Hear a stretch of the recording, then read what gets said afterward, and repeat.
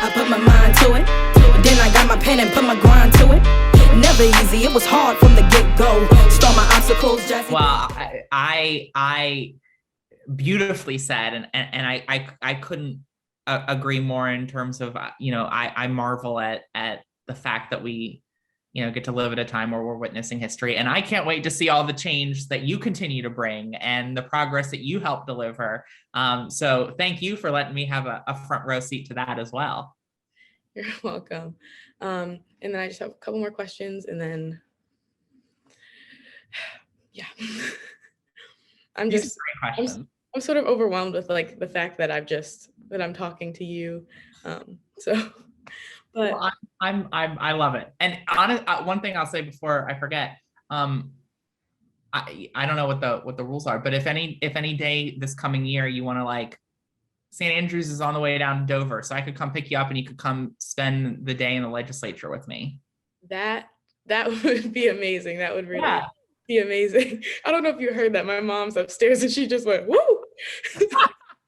I heard something in the background. Yep, that was her. She probably went like this.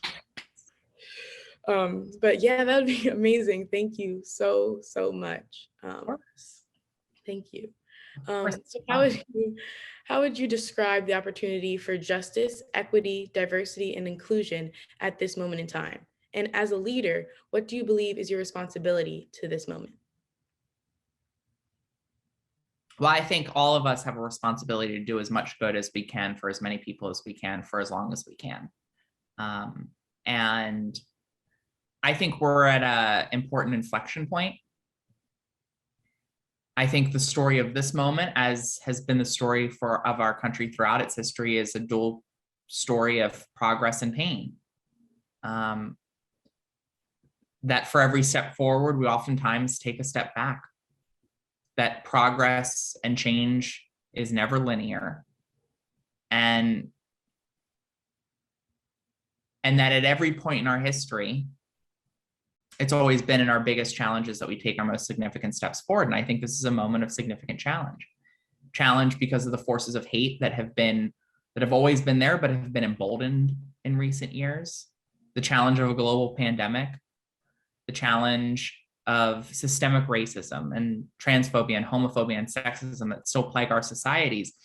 And I think that we're at a moment with a unique potential to reimagine our world.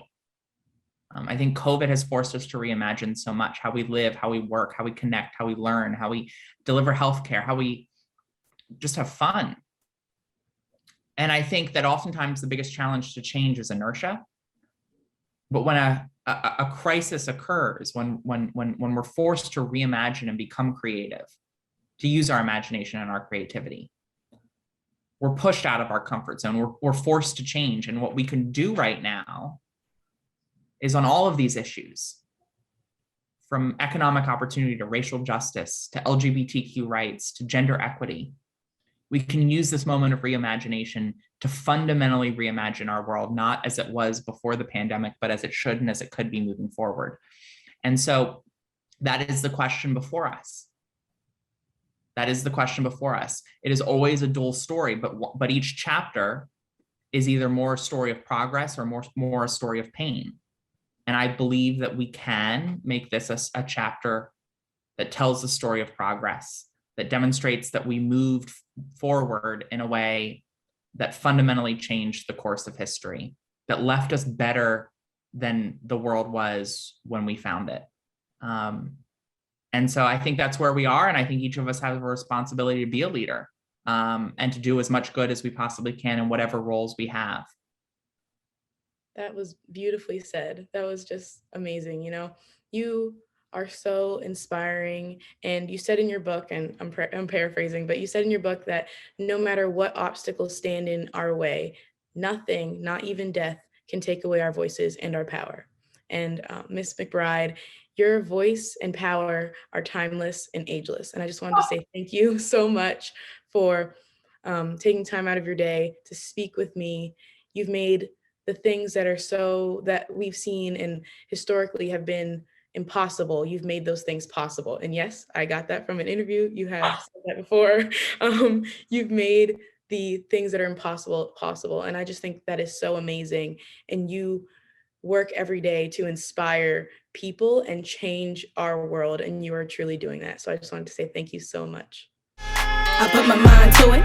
Then I got my pen and put my grind to it. Never